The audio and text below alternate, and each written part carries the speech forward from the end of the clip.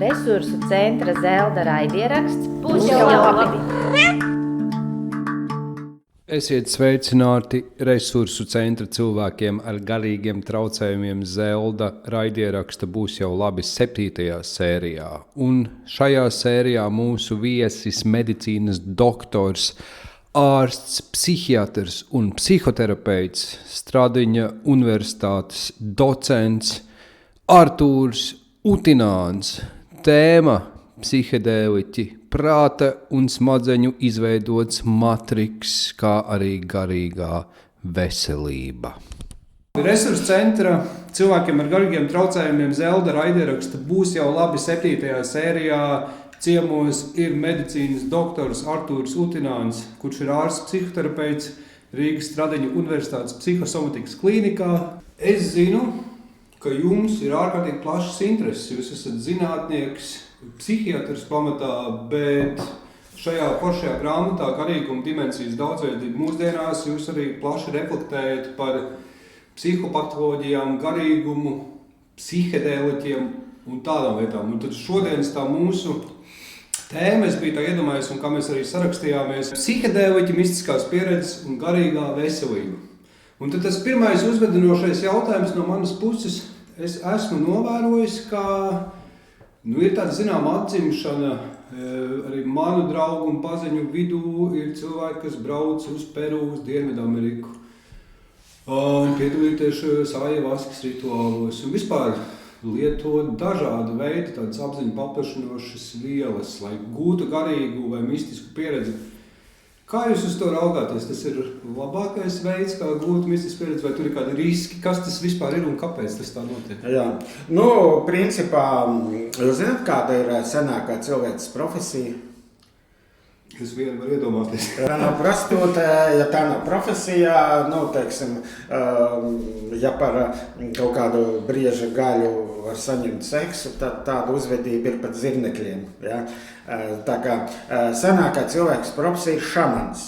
Jā, es gribēju teikt, tā bija mana otra versija. Un šamans izmantoja gan tādas tā kā psihoterapeitiskas konsultēšanas prakses, lielākoties balstīts ticībā, mistiskās pieredzes, tur ar dažādām transedējām un šamaņu bungām un citiem instrumentiem un psihodēliskajiem preparātiem. Ja? Tātad,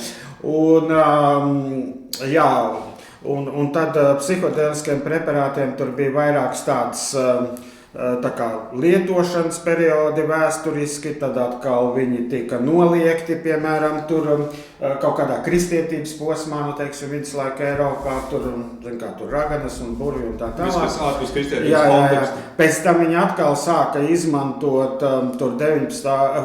Gadsimta beigās, 20. gadsimta sākumā, pirmajā pusē, izmantoja gan dabiskos preparātus, gan sintezētos, kā piemēram LSD, ja ir sintezētais, vēl tur citi ir sintezētie, tur ketamīns un vēl tur daži.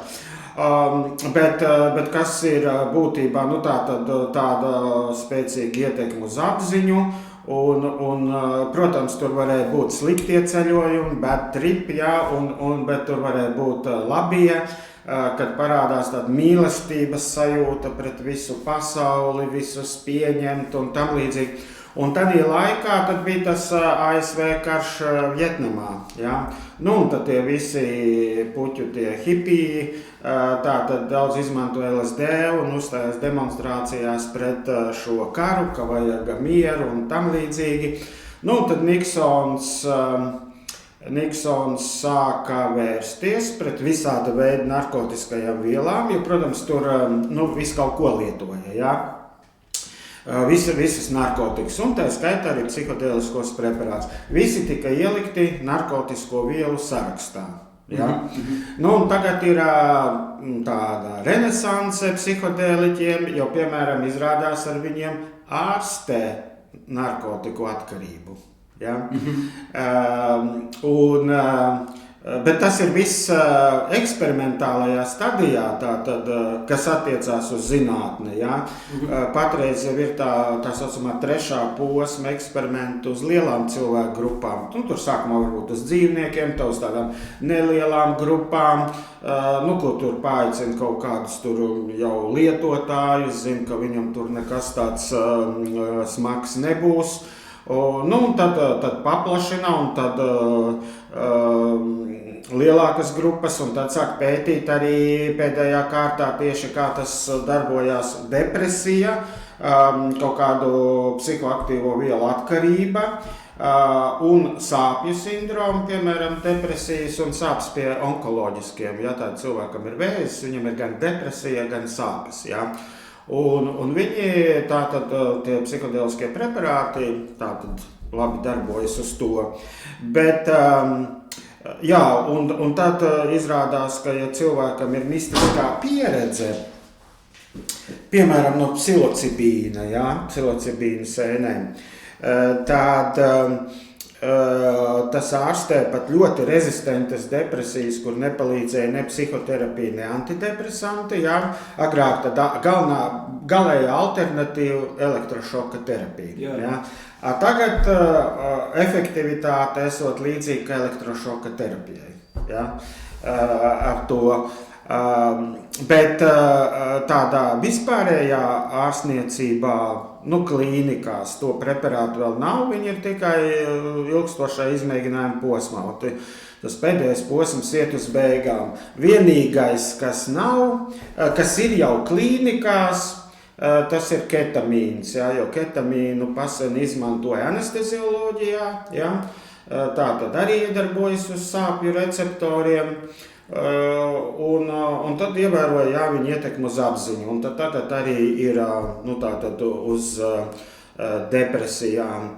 Un rietumos ir diezgan daudz ketamīna klīnikas, jo viņi to ievada intravenozi, un tad tur glāb gan anesteziologs, gan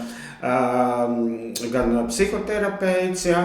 Un tad cilvēku tā pieredzē ir jāsagatavo, jo tur var būt arī visādi neparastas halucinācijas, un tur vai kaut kādi stāvokļi cilvēkam var likties, ka viņš tur mirst nost vai kaut kā tā. Un tad psihoterapeits ir pirms tam, tanī laikā un pēc tam, lai to pieredzi vēl integrētu. Ja? Tāpēc drošais ārstniecības veids ir medicīnas iestādē, kur ir vairāki ārsti klāt, vismaz anesteziologs, ja ne kardiologs un psihoterapeits. Kontrolētā vidē. Kontrolēta vide, ja kaut kas notiek, var uzreiz sniegt pirmo palīdzību. Ja? Tātad cilvēki, kas brauc uz to, tur, piemēram, tur Peru, jā, vai tur Meksiku, tur Pejota, piemēram, tur tie rituāli. Viņi meklē, vai tas saucās tāda izklaides, recreational, jā, vai arī cilvēki, kam arī ir kaut kādas trauksmes un depresijas problēmas. Ja tāpat kā cilvēkam ir trauksme un depresija, viņš lieto alkoholu. Jā. Tagad var pamēģināt ayahuasku, piemēram. Ja? Saka, ka palīdz. Ja? Bet tur, protams, var būt arī blakus efekti. Dažos gadījumos var būt pat nāve. Tas gan vairāk saistīts ne ar pašu ayahuasku, bet kaut ko tur tas šamans sajauc, tur visādas tur, jā, lietas, tā ir viena lieta. Otrkārt, cilvēkam var arī sirds neizturēt, jo tur ir tāda varbūt arī spēcīga, kā to saka, tahikardija, pātrināta sirds daudzīšanās, jā. Ja tur kādam ir, stenozēti asinsvadi vai sirds mazspēja vai vēl kaut kas, viņi var tur arī apstāties. Tad bez tās nāves varbūt arī, daži ir teikuši, ka nekas nav īpaši, jā, droši vien atkarīgs, cik tur deva ir spēcīga, un tāpat tās varbūt kaut kādi tie psihiskie efekti, jo viens no psihiskajiem efektiem, tas īpaši ir ar psilocibīniem, MDMA, un tātad šito triptamīna, kā viņi tur sauc? Dimetiltriptamīns. Dimetiltriptamīns, jā. Un Un, piemēram, cilvēkam ir sajūta, ka viņš reāli tagad mirst nost. Reāli. Es mirstu šobrīd. Pilnīgi 100% pārliecība un kaut kādas tur sajūtas, es nezinu kādas, bet es mirstu nost. Ja? Tas cilvēku var pārbiedēt, bet medicīnā to var izmantot par, defektu par efektu. Ja, piemēram, onkoloģiski pacienti, ja pārdzīvo tādu stāvokli, viņam samazinās bailes no nāves. Ja, kur es miršanu esmu tipa pārdzīvojis. Bet tur var būt tādi gadījumi, kā tie saucamie sliktais ceļojums, ja, kad tur, izvaro 2 krokodīli vai tur uz citplanētiešu zvaigžņu kuģā, citplanētieši tur taisa kaut kādas operācijas, liek kaut kādus čipus iekšā, izvaro tur un vēl visu kaut ko tam līdzīgu. Ja? Tā ir viena lieta, ka ļoti nepatīkama pieredze. Otra lieta, cilvēkiem paliek pilnīga pārliecība, ka tie ir reāli citplanētieši. Ja? Lai gan psihodēliķiem otrais nosaukums ir halucinogēni, tāds vecāks. Jau halucinogēni, tad tās ir halucinācijas. Ja?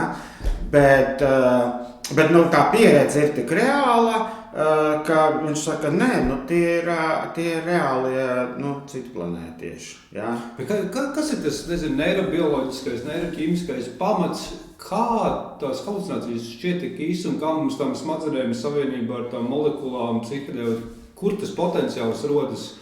Jo man arī cilvēki ir stāstījuši, kas ir bijuši tādā vienā vai otrā veida tādā ceļojumā ar psihedēliķiem, tādas lietas, es vienkārši domāju, kur ir tas resurss kaut ko tādu vispār tām smadzenēm radīt? Jā, redz, cilvēki nesaprot smadzeņu darbību. Ja? Saprotat, realitātes uztvere ir tāda pati halucinācija kā halucinācija. Ja? To ražo smadzenes. Ja? Piemēram, vecajā derībā rakstīts, pirmā dienā gaisma radās. Ja? Ārējā pasaulē gaismas nav. Ir elektromagnētiskie viļņi, saule nespīd nekādās krāsās, ārējā pasaulē nav krāsu, ja? Tas viss ir smadzeņu izveidots virtuāls efekts. Ja? Iedomājieties, uz jūsu tīkliem trāpa neredzams elektromagnētiskais vilnis, tas ir tāds pats neredzams kā radio viļņi, ko mēs neredzam, rentgena, tur gamma stari, ultra, infra, ja? Tie ir tikpat neredzami, vienkārši ir kaut kāds šaurs spektrs, kas aktivē tīklenes neironos tā saucamo darbības potenciālu. Ja? Tātad elektromagnētiskais vilnis aiziet tikai līdz acīm, tālāk nekur. Ja, ideja galvenā, pa gaisu nekādas bildītes nelido, acis nekādas starus neizstaro. Ja? Tur ļaunācis, ja, piemēram, kā agrāk uzskatīja, tāpēc, ka acis, kā mēs redzam, ka acis izstaro starus. Nē, neredzams elektromagnētiskais vilnis aktivē darbības potenciālu. Kas ir darbības potenciāli? Tā ir elektrība, bet ne tāda, kā plūst par datora vadiem, ja, kur elektronu kustība, bet tur ir, tas uz nervu vadam ir membrāna, un iekšpusē kālijs, ārpusē nātrijs. Un darbības potenciāls, ka saņemot stimulu, ir tāds, ka nātrijs sāk plūst caur membrānu iekšā, kālijs plūst ārā. Un tas saucās depolarizācija. Un tāpēc brīža atkal to nātriju izmet ārā, kālija iesūc atpakaļ iekšā. Saucās repolarizācija. Un repolarizācijas vilnis skrien pa mūsu redzes nervu vairāk nekās. Tas ir tā apmēram, ka stadionā cilvēki pieceļās ar rokām augšā un apsēžās un šķiet, ka vilnis skrien apkārt pa stadionu. Un tur tāpatās nātrijas ar kāliju pieceļās un apsēžās, un tas vilnis vienkārši skrien pa nervu līdz pakausim. Pakausī ir redzes garoza, un tad tur ir dažādi neironi, kas rēģē uz dažādiem viļņiem. Un viņi rada krāsas. Tātad viens neirons uztver tādu vilni, otrs neirons uztver citu bišķiņu viļņu garumu. Rodas kontrasti starp viņiem, un tie kontrasti pārvērsta kā krāsas. Tāpat tās telpas dziļums, citi neironi rēģē uz kustību, un tas viss mums ir 100 miljārdi neironu. kuriem ir 100 triljonu savienojumu savā starpā. Ja? Tātad viņi izveido šo bildi, ko mēs redzam. Tāpēc bilde ir vai reālā uztver, tā ir video kamera online režīmā vai halucinācijas atkārtojuma režīmā. Ja? Un halucinācijas mēs visi redzam, tas nakts sapņi, tas ir halucinācijas. Ja? Mums arī liekas, viss, kas notiek nakts sapnī, parasti, ja mēs tur neskaitām tos gaišos sapņus, ja?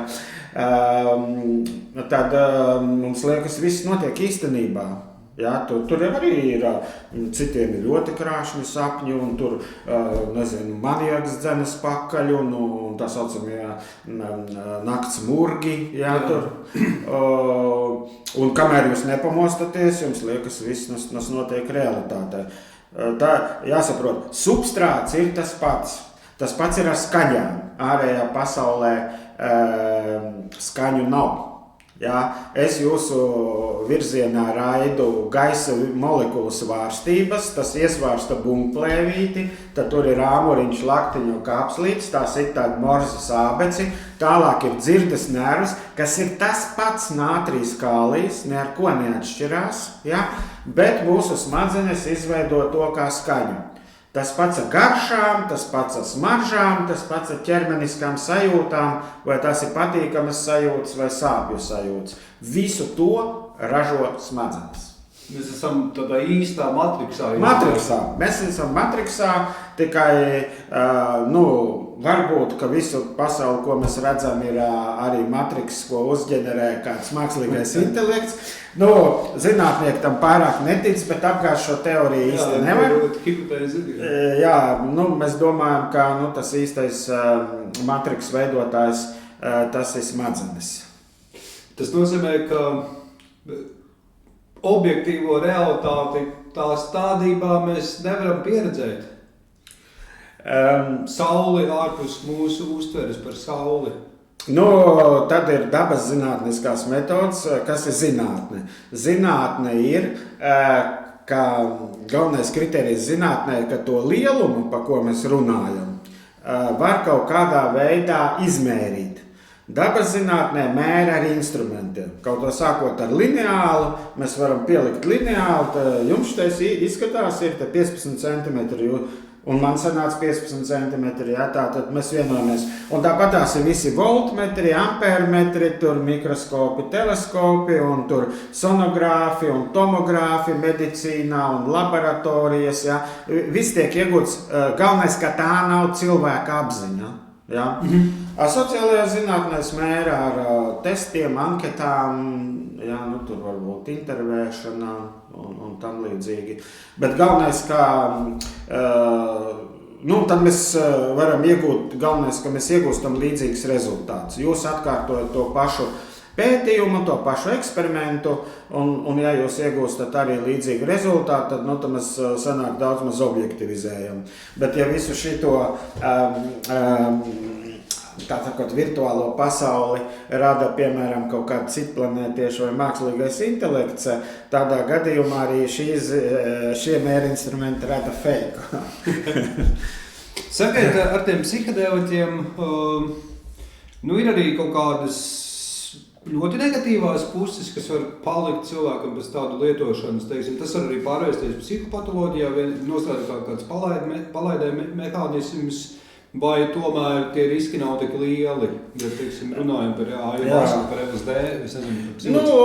Lielākai daļai tur tas beidzas laimīgi, kuram tur cits neko nejūta, cits tur nedaudz slikti jutās vēma, un tas ir viss, ja. Citam bija tur kaut kāda eiforija, ekstāze. Bet, kas ir galvenais? Ja cilvēkam ir tendence uz šizofrēniju, viņam var sākties tas izprovocēt šizofrēnijas lēkmi. Ja cilvēkam ir tendence uz panikas lēkmēm, viņam var izprovocēt paniku, jo tai laikā ir viegli iesuģistēt. Un atkarībā, kurā vidē tad cilvēks ir, jā, piemēram, nakts klubā, tur kāds pienāk un pabiedē un tam līdzīgi, jā, man bijuši pacienti, kam ir panikas lēkmes pēc, piemēram, LSD izmēģināšanas, jā.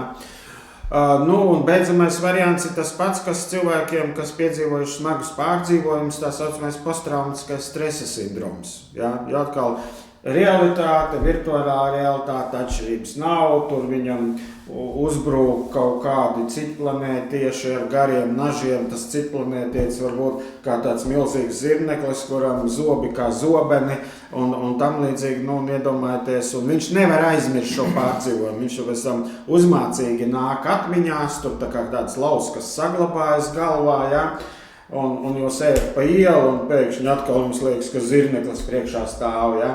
Tas saucās posttraumatiskais stresa sindroms. Ja? Tāds variants arī var būt. Tāds variants, ja?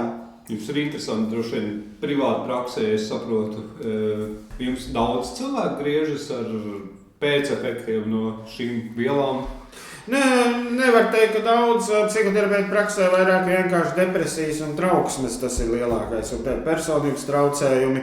Un tad ir visādas atkarības, no kā dažiem ir, arī pēc alkohola delīrija, tur arī var būt tādas briesmīgas ainas, tur miroņi visādi, tur zārki un tam līdzīgi, tur cilvēks ir pārbijies. Tā kā, tie pēcefekti, jā, ir, kad... Bet kas ir pamatā, kā jums šķiet, kāpēc cilvēkā vispār ir iedēstīta šī vēlme pēc izmainītiem apziņas stāvokļiem, pēc it kā kaut kā vairāk piedzīvošanas, kaut kā plašāk, sevis transcendences?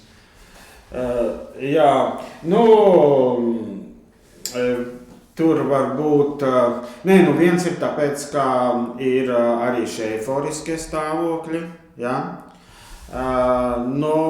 Piemēram, šamanisma laikos, ja tur cilts lielākā daļa redz kaut kādus garus, ja, tad viņi tos garus pilnīgi sajūt, ja, tas veicina tā saucamās tās pirmatnējās reliģijas, ap ko visa cilts ir apvienojusies, ap kopīgu tādu reliģisku sistēmu. Tur ir kaut kādi senču gari, ja, un tad tas veido saliedētību, ja, jo principā jau reliģijas veido saliedētību, ja, un ka daudzu cilvēku uzvedība ir vērsta tā kā līdzīgu mērķu virzienā, ja, viņi ir kopā, tad tur ir kaut kādi jaunie vienmēr, ja, tas ir citu grupu pārstāvji.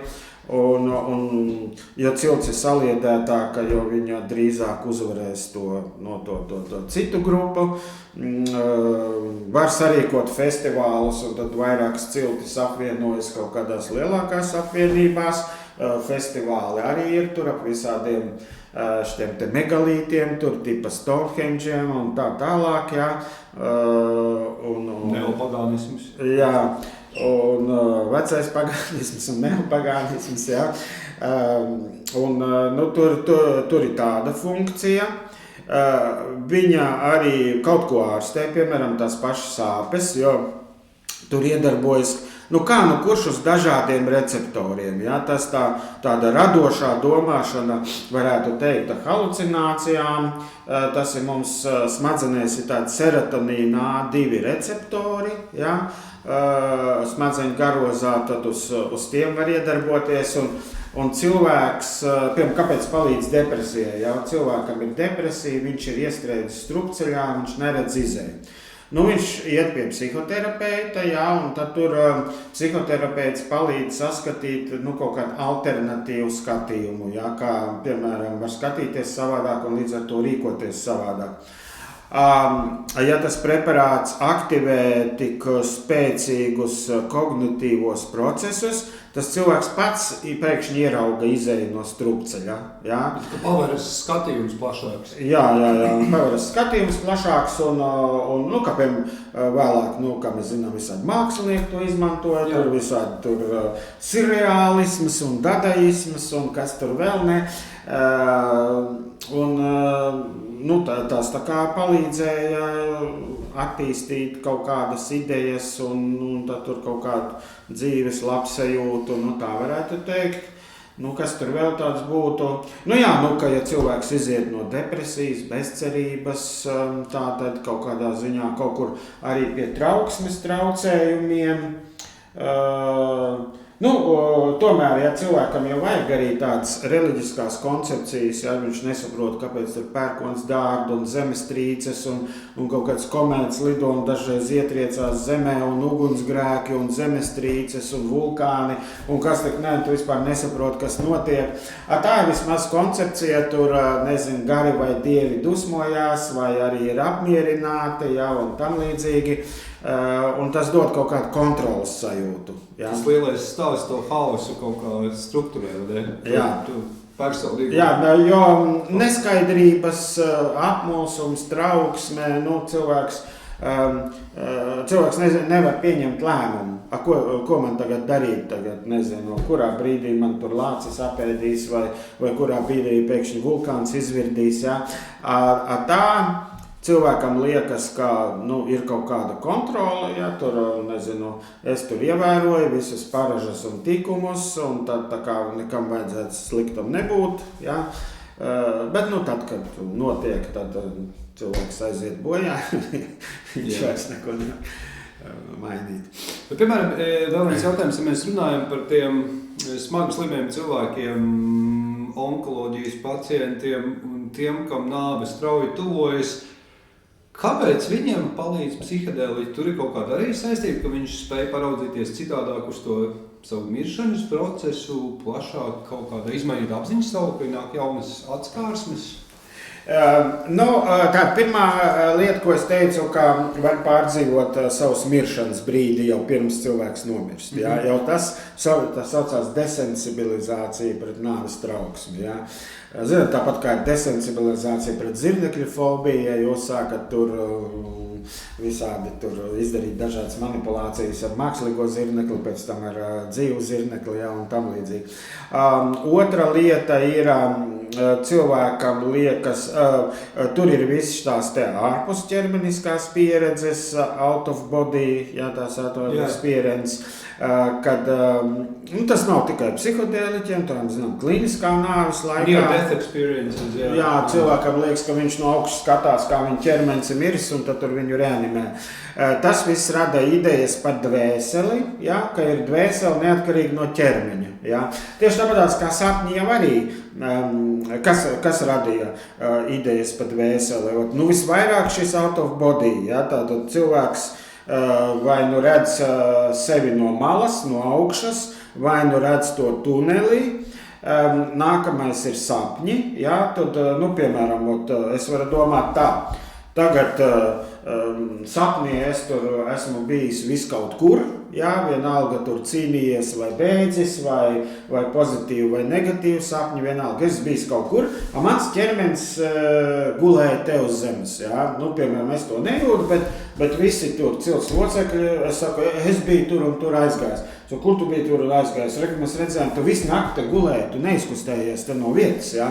Šak, jā, bet es biju tur. Astrālajā ceļojumā. Jā, tā tad ir kaut kāda psihes daļa, kas spēj kaut kur ceļot. Jā.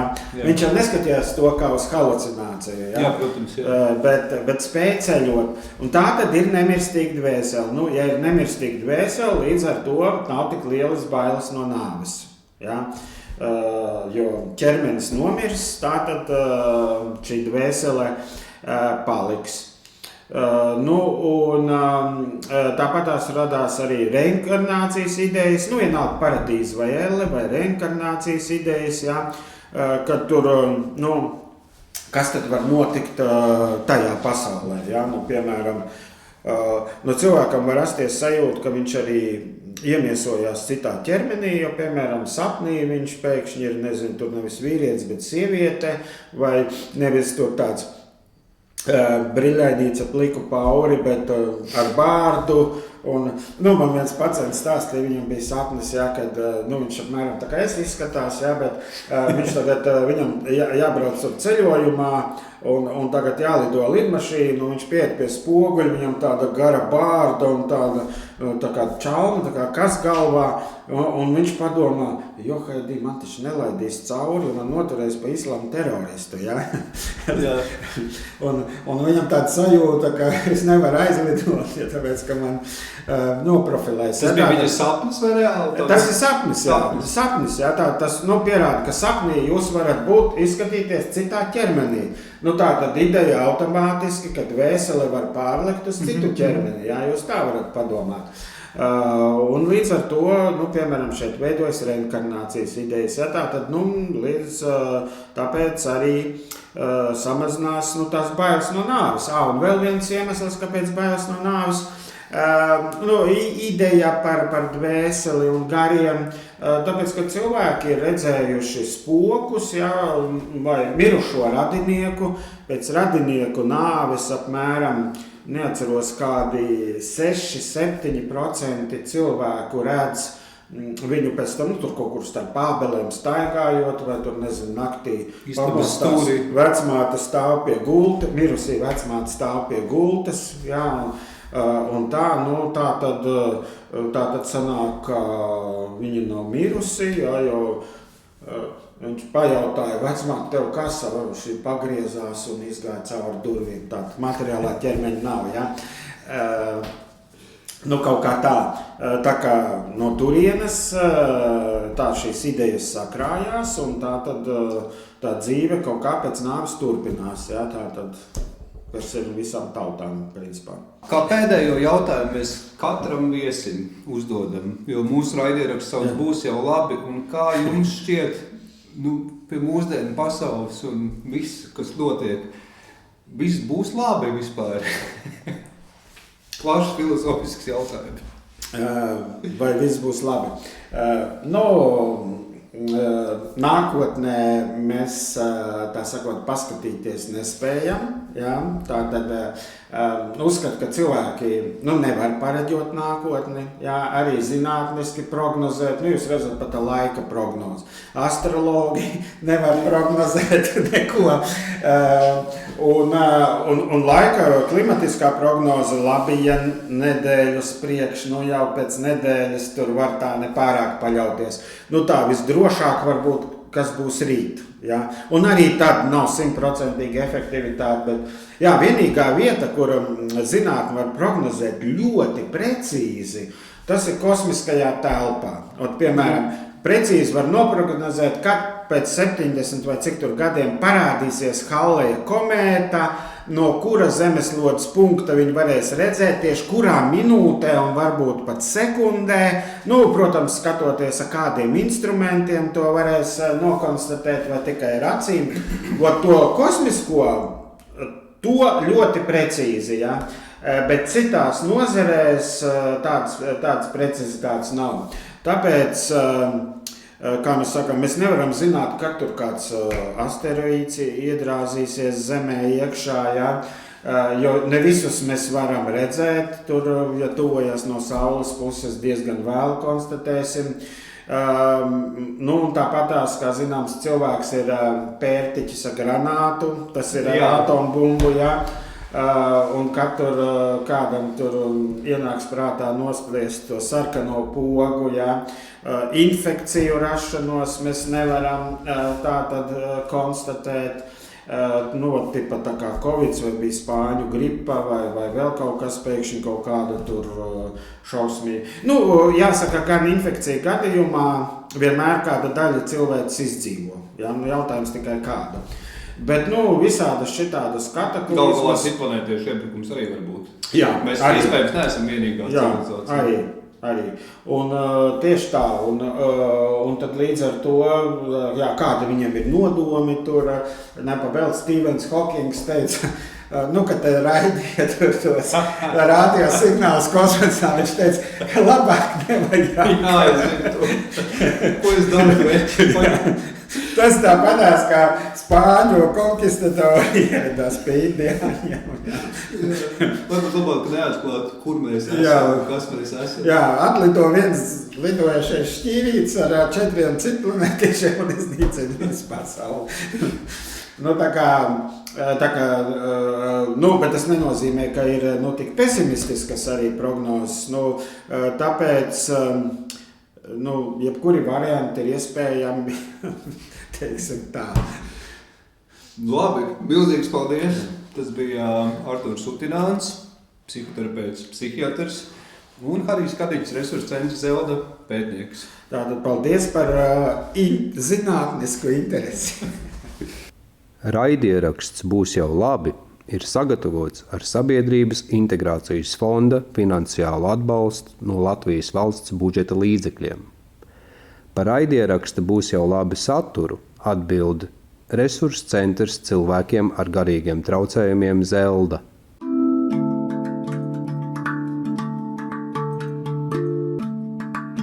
Resursu centra Zelda raidieraksts Būs jau labi!